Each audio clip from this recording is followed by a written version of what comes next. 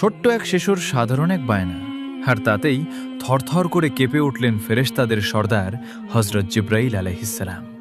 আর তৎক্ষণাৎ জান্নাত থেকে নেমে এলো অলৌকিক নিয়ামত। কিন্তু কি সেই ঐতিহাসিক ঘটনা?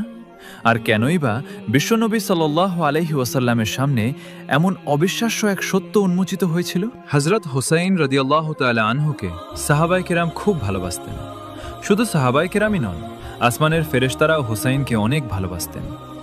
একদিন তো 6 বছরের ছোট বালক হুসাইনের কথায় থরথর করে কেঁপেছিলেন ফেরেশতা জিব্রাইল আলাইহিসসালাম। আল্লাহ রাব্বুল আলামিনের সৃষ্টির কোটি কোটি ফেরেশতার চেয়ে ফেরেশতা জিব্রাইল আলাইহিসসালামের মান মর্যাদা অনেক বেশি, এবং তিনি সকল ফেরেশতাদের সর্দার। একদা নবীজির কলিজার টুকরা ইমাম হুসাইন রাদিয়াল্লাহু তাআলা আনহু মা ফাতেমা রাদিয়াল্লাহু তাআলা আনহার কাছে এসে বললেন, আম্মাজান, আমার প্রচণ্ড ক্ষুধা লেগেছে, আমাকে খাবার দাও। মা ফাতেমা রাদিয়াল্লাহু তাআলা আনহা ছলছল চোখে বললেন, বাবা, ঘরে তো কোনো খাবার নেই, আজ 3 দিন হলো চুলায় কোনো আগুন জ্বলে না। হযরত হুসাইন রাদিয়াল্লাহু তাআলা আনহু তখন বললেন, ঠিক আছে, তাহলে আমি মসজিদে নববীতে যাই, দেখি নানার কাছে কোনো খাবার পাওয়া যায় কিনা। এই বলে হযরত হুসাইন রাদিয়াল্লাহু তাআলা আনহু হযরত ফাতেমার কাছ থেকে দৌড়ে মসজিদে নববীর দিকে রওনা দিলেন। পিছন থেকে ফাতেমা রাদিয়াল্লাহু তাআলা আনহা চিৎকার করে বললেন, বাবা হুসাইন, মসজিদে নববীতে তোমার নানার কাছে গিয়ে কোনো লাভ নেই, তোমার নানাও 3 দিন ধরে অনাহারে মসজিদে নববীতে বসে আছেন। হযরত হুসাইন রাদিয়াল্লাহু তাআলা আনহু এক দৌড়ে মসজিদে নববীর দরজায় এসে দাঁড়ালেন, এবং তিনি খেয়াল করে দেখলেন ভেতরে তার নানা বসে আছেন, এবং তার নানার পাশে একজন সাহাবীও বসে আছেন, যাকে দেখতে অত্যন্ত সুদর্শন ও দৃষ্টিনন্দন লাগছে। তিনি ছিলেন ফেরেশতা জিব্রাইল আলাইহিসসালাম। তিনি তখন নবীজির কাছে ওহী নিয়ে এসেছিলেন। ফেরেশতা জিব্রাইল আলাইহিসসালাম যখন নবীজির কাছে ওহী নিয়ে আসতেন, তখন সাধারণত সাহাবী দাহিয়াতুল কালবি রাদিয়াল্লাহু তাআলা আনহুর রূপ ধরে আসতেন। হুসাইনকে মসজিদে নববীর দরজায় দাঁড়িয়ে থাকতে দেখে বিশ্বনবী তাকে কাছে ডাকলেন। হযরত হুসাইন রাদিয়াল্লাহু তাআলা আনহু এক দৌড়ে গিয়ে নবীজির কোলে বসলেন, এবং নবীজির দাড়ি মোবারকে হাত বুলাতে বুলাতে বললেন, ও নানা, আমার না প্রচণ্ড ক্ষুধা লেগেছে, আমাকে কিছু খেতে দাও। নবীজি তখন অসহায় চিন্তিত অবস্থায় বললেন, হে হুসাইন, গত 2 দিন ধরে আমিও কিছু খাইনি, আমি তোমার মতো না খেয়ে আছি, আমি তোমাকে কোথা থেকে খাবার দেব?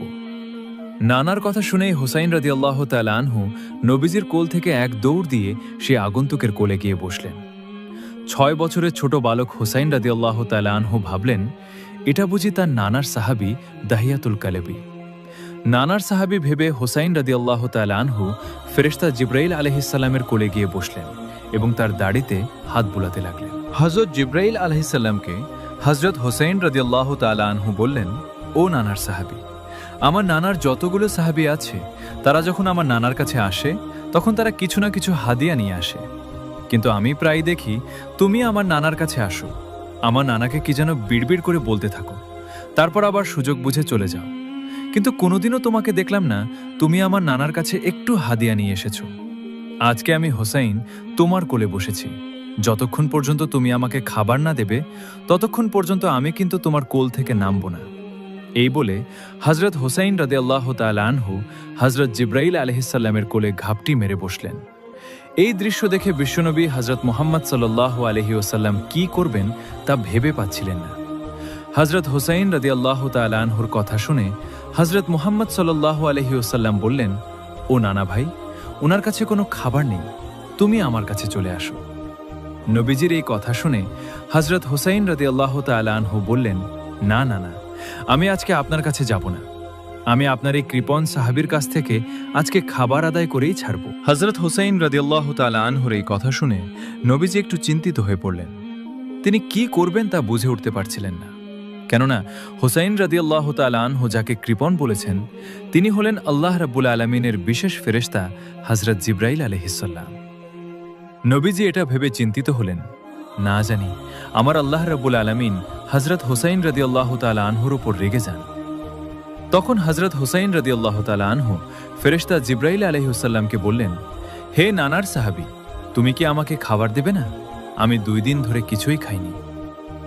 6 বছরের ছোট বালক হুসাইন রাদিয়াল্লাহু তাআলা আনহুর এই কথা শুনে ফেরেশতা জিব্রাইল আলাইহিসসালামের চোখ দিয়ে দরদর করে পানি পড়তে লাগলো। ফেরেশতা জিব্রাইল আলাইহিসসালাম আল্লাহ রাব্বুল আলামিনের কাছে তখন বললেন, হে মাবুদ, আপনি আমাকে কোন পরীক্ষায় ফেললেন?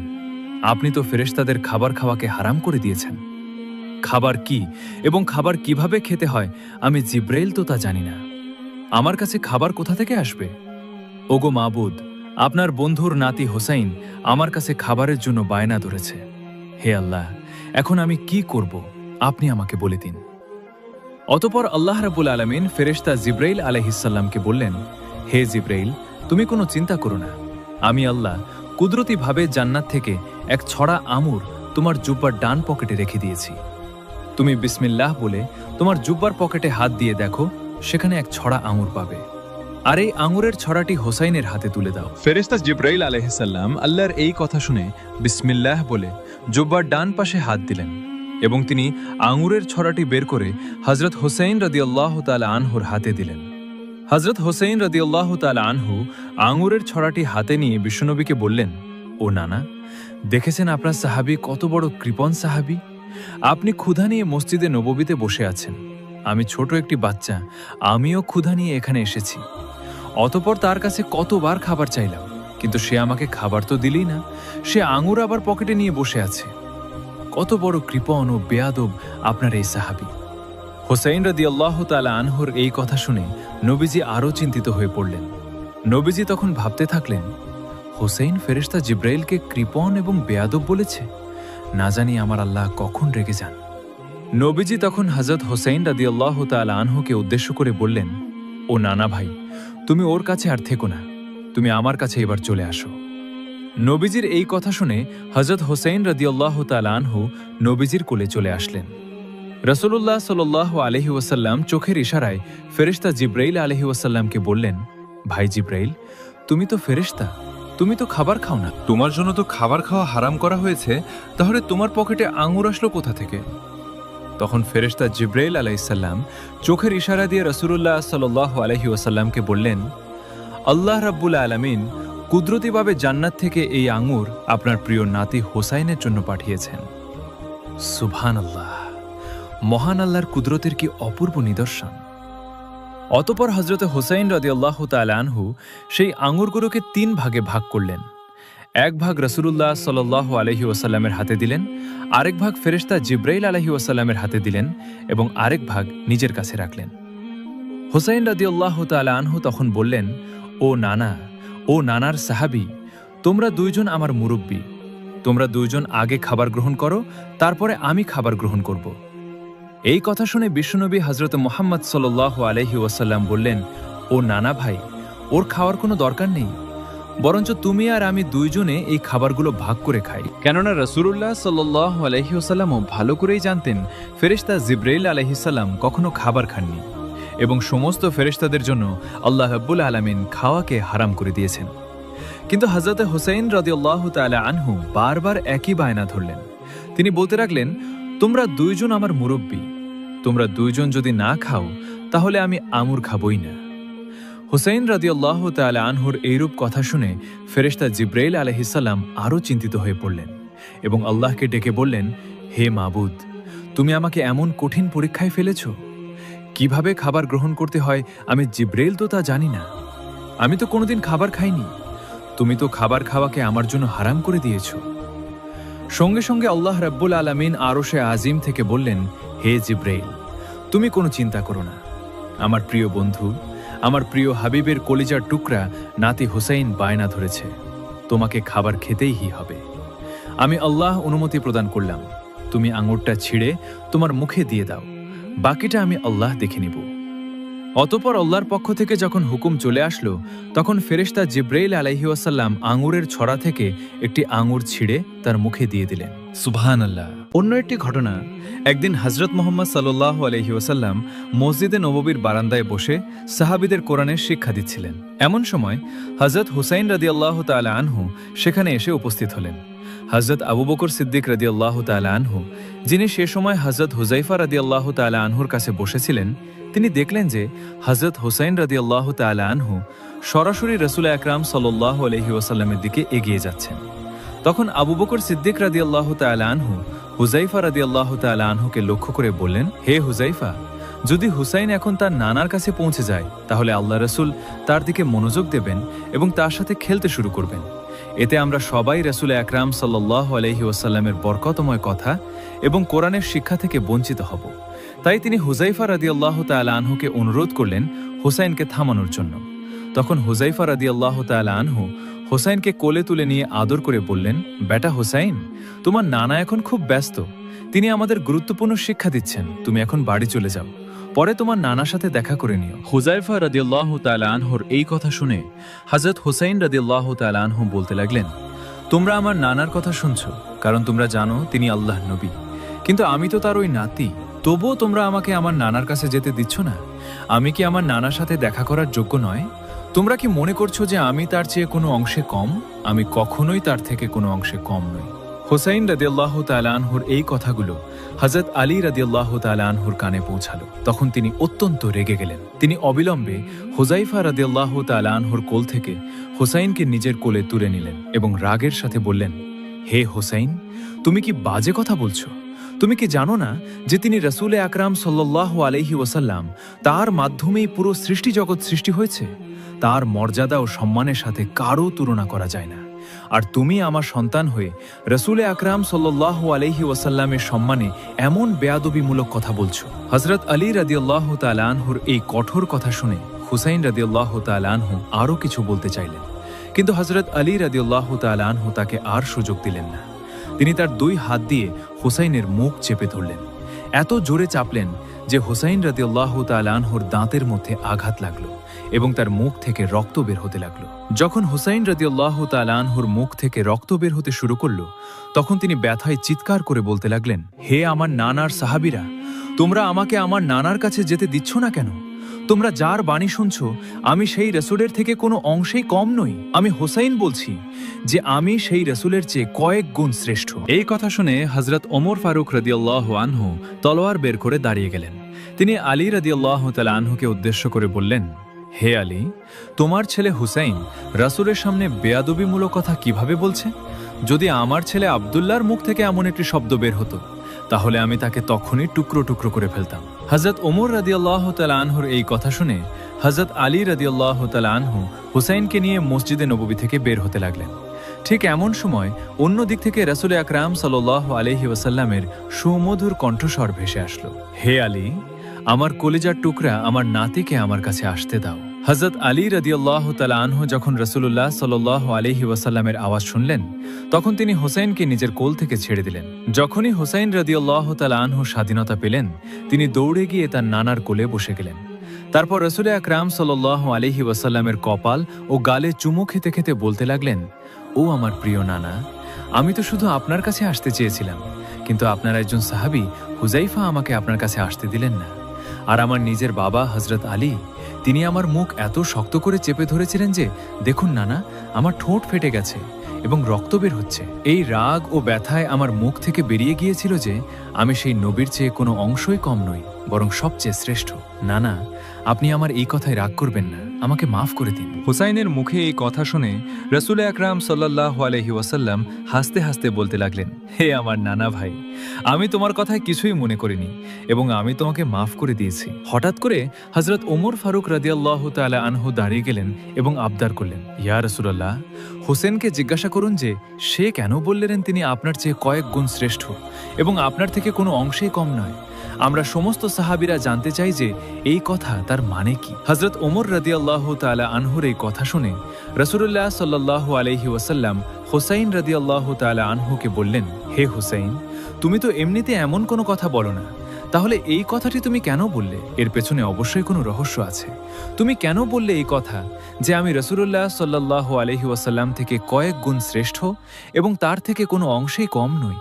আমার সাহাবীরাও এই কথা জানতে চায়। হুসাইন রাদিয়াল্লাহু তাআলা আনহু তখন উত্তর দিলেন, নানা যান, যখন আপনার সাহাবীরা জানতে চান তখন আমি বলছি। আচ্ছা নানা, আপনি বলুন তো আপনার বাবার নাম কি? হুসাইন রাদিয়াল্লাহু তাআলা আনহুর এই প্রশ্নের জবাবে রাসূলুল্লাহ সাল্লাল্লাহু আলাইহি ওয়াসাল্লাম বললেন, আমার বাবার নাম আব্দুল্লাহ। তখন হুসাইন রাদিয়াল্লাহু তাআলা আনহু বললেন, তো নানা যান, আপনার বাবা আব্দুল্লাহ কি জান্নাতে যাবেন? তখন রাসূলুল্লাহ সাল্লাল্লাহু আলাইহি ওয়াসাল্লাম জবাব দিলেন, আমি রাসূল হয়েও নিশ্চিতভাবে বলতে পারছি না যে আমার বাবা জান্নাতে যাবেন কিনা। তবে হ্যাঁ, আল্লাহ চাইলে তাকে জান্নাত দান করতে পারেন এবং চাইলে নাও করতে পারেন। রাসূলুল্লাহ সাল্লাল্লাহু আলাইহি ওয়াসাল্লামের এই কথা হোসাইন রাদিয়াল্লাহু তাআলা আনহু খুব মনোযোগ দিয়ে শুনলেন। অতঃপর পুনরায় রাসূল আকরাম সাল্লাল্লাহু আলাইহি ওয়াসাল্লামকে তিনি বললেন, নানা যান, তাহলে এখন বলুন তো আমার বাবার নাম কি? রাসূলুল্লাহ সাল্লাল্লাহু আলাইহি ওয়াসাল্লাম বললেন, তোমার বাবার নাম হযরত আলী। হযরত হোসাইন রাদিয়াল্লাহু তাআলা আনহু আবারও জিজ্ঞাসা করলেন, নানা যান, আমার বাবা কি জান্নাতে যাবেন? রাসূলুল্লাহ সাল্লাল্লাহু আলাইহি ওয়াসাল্লাম বললেন, হ্যাঁ, তোমার বাবা দুনিয়াতে থাকতেই জান্নাতের সুসংবাদ পেয়েছেন। তিনি আশারায়ে মুবাশশারার অন্তর্ভুক্ত হয়েছেন। তারপর ছোট হুসাইন রাদিয়াল্লাহু তাআলা আনহু পুনরায় জিজ্ঞাসা করলেন, ও আমার নানা, আপনি আপনার সাহাবীদেরকে জিজ্ঞাসা করুন, আল্লাহর কাছে আপনার বাবা আব্দুল্লাহ বেশি মূল্যবান না আমার বাবা হযরত আলী রাদিয়াল্লাহু তাআলা আনহু? হুসাইনের মুখে এই কথা শুনে হযরত মুহাম্মদ সাল্লাল্লাহু আলাইহি ওয়াসাল্লামের চোখ থেকে মুক্তুর মতো অশ্রু ঝরতে লাগল। রাসূলুল্লাহ সাল্লাল্লাহু আলাইহি ওয়াসাল্লাম তার সাহাবীদেরকে বললেন, হে আমার সাহাবীগণ, তোমরা শোনো, আমার বাবা আব্দুল্লাহ জান্নাতে যাবেন কিনা এর জামিন আমি রাসূল হয়েও দিতে পারি না, কিন্তু হোসাইনের বাবা আলী দুনিয়াতে থাকতেই জান্নাতের সুসংবাদ পেয়ে গেছেন।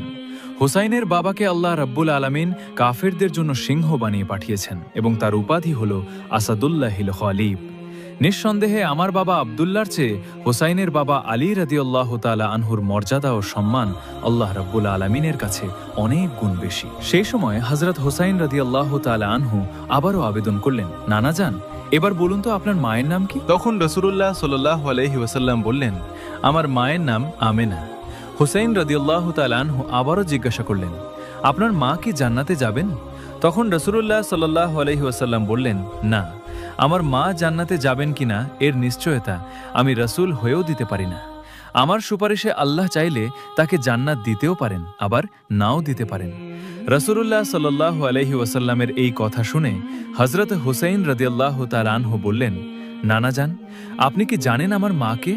আমার মা হলেন জান্নাতের নারীদের সর্দারিনী। আমার মা তো দুনিয়াতে থাকতেই জান্নাতের সুসংবাদ পেয়ে গেছেন এবং যতক্ষণ আমার মা জান্নাতে না যাবেন অন্য কোনো নারী জান্নাতে যেতে পারবে না। অতএব নানা যান, এখন আপনি আপনার সাহাবীদেরকে বলুন যে আপনার মা আমেনা আল্লাহর কাছে বেশি মূল্যবান না আমার মা ফাতেমা আল্লাহর কাছে বেশি মূল্যবান। হোসাইনের এই কথা শুনে রাসূলুল্লাহ সাল্লাল্লাহু আলাইহি ওয়াসাল্লামের চোখ থেকে পানি ঝরছিল এবং তার দাড়ি মোবারক ভিজে যাচ্ছিল। তখন রাসূলুল্লাহ সাল্লাল্লাহু আলাইহি ওয়াসাল্লাম সাহাবীদেরকে বললেন, হে আমার সাহাবীরা, তোমরা শুনে রাখো, আমার মা আমেনা জান্নাতে যাবেন কিনা তার নিশ্চয়তা আমি দিতে পারি না, আল্লাহ তাআলাই সিদ্ধান্ত নেবেন। কিন্তু হোসাইনের মা ফাতেমা দুনিয়াতে থাকতেই জান্নাতের অনুমতি পেয়ে গেছেন। আল্লাহর দরবারে আমার মা আমেনার তুলনায় হোসাইনের মা ফাতেমা রাদিয়াল্লাহু তাআলা আনহার মর্যাদা লক্ষ লক্ষ গুণ বেশি। অতঃপর হোসাইন রাদিয়াল্লাহু তাআলা আনহু আবার জিজ্ঞাসা করলেন, নানা যান, এবার বলুন তো আপনার নানার নাম কি? তখন নবীজি সাল্লাল্লাহু আলাইহি ওয়াসাল্লাম বললেন, আমার নানার নাম ওয়াহাব জুহরি। হুজুরে পাক সাল্লাল্লাহু আলাইহি ওয়াসাল্লামের উত্তর শুনে হযরত হোসাইন রাদিয়াল্লাহু তাআলা আনহু বললেন, আপনার নানা ওয়াহাব জুহরিকে শুধু কিছু লোকই চেনে এবং এটাও নিশ্চিত নয় যে তিনি জান্নাত লাভ করবেন, কিন্তু আপনি কি জানেন আমার নানাকে? যখন হযরত হোসাইন রাদিয়াল্লাহু তাআলা আনহু এই কথাটি বললেন, ঠিক তখনই হযরত ওমর ফারুক রাদিয়াল্লাহু তাআলা আনহু উঠে দাঁড়িয়ে গেলেন। হোসাইনের এই কথা শুনে তিনি আর বসে থাকতে পারলেন না। তিনি বললেন, হে হোসাইন, আমরা সাহাবায়ে কেরাম কখনো এভাবে ভাবিনি তুমি যেভাবে ভেবেছ। তোমার নানার নানা ওয়াহাব জুহরিকে মানুষ চেনে না, কিন্তু তোমার নানা হযরত মুহাম্মদ সাল্লাল্লাহু আলাইহি ওয়াসাল্লামকে পুরো দুনিয়া চেনে। তোমার নানা রহমাতুল্লিল আলামিন পুরো সৃষ্টি জগতের জন্য রহমত হয়ে এসেছেন। তিনি যদি তোমার নানা না হতেন তবে এই পুরো বিশ্বজাহানও সৃষ্টি হতো না। হে হোসাইন, আমি ওমর সাক্ষী দিচ্ছি যে তোমার নানার মর্যাদা ও সম্মান ওয়াহাব জুহরির চেয়ে কোটি কোটি গুণ বেশি। তোমার নানার শান ও ইজ্জতের সাথে দুনিয়ার কোনো মানুষের তুলনা হয় না। হযরত ওমর রাদিয়াল্লাহু তাআলা আনহুর এই কথা শুনে হযরত হোসাইন রাদিয়াল্লাহু তাআলা আনহু বললেন, হে আমার নানা, যদি বাবার দিক থেকেও আমি শ্রেষ্ঠ হই, মায়ের দিক থেকেও আমি শ্রেষ্ঠ হই এবং নানার দিক থেকেও যদি আমি শ্রেষ্ঠ হই, তাহলে আপনি কিভাবে আমার চেয়ে শ্রেষ্ঠ হলেন? সুবহানাল্লাহ, সুবহানাল্লাহ। হোসাইনের মুখে এই কথা শুনে রাসূলুল্লাহ সাল্লাল্লাহু আলাইহি ওয়াসাল্লাম উঠে দাঁড়ালেন এবং নিজের দু হাতে হযরত হোসাইনকে কোলে তুলে নিলেন। তারপর সাহাবায়ে কেরামদেরকে বললেন, হে সাহাবীরা, তোমরা এখন বলো কে শ্রেষ্ঠ, আমার এই নাতি নাকি আমি? তখন হযরত ওমর ফারুক রাদিয়াল্লাহু তাআলা আনহু দৌড়ে এলেন এবং রাসূলুল্লাহ সাল্লাল্লাহু আলাইহি ওয়াসাল্লামের কোল থেকে হযরত হোসাইন রাদিয়াল্লাহু তাআলা আনহুকে আদরের সাথে নিজের কোলে নিলেন। অতঃপর হযরত আলী রাদিয়াল্লাহু তাআলা আনহুকে লক্ষ্য করে বললেন, ও ও আমার ভাই আলী, আমি তো একজন সাধারণ মানুষ, ওমর, কিন্তু তুমি তো ইলম ও জ্ঞানের ভাণ্ডার। আল্লাহ রাব্বুল আলামিন তোমাকে অপার জ্ঞান দান করেছেন। এমন জ্ঞানী হয়েও তুমি কিভাবে এই নিষ্পাপ মাসুম বাচ্চাটির কথার রহস্য বা গভীরতা অনুধাবন করতে গিয়ে পিছিয়ে গেলে?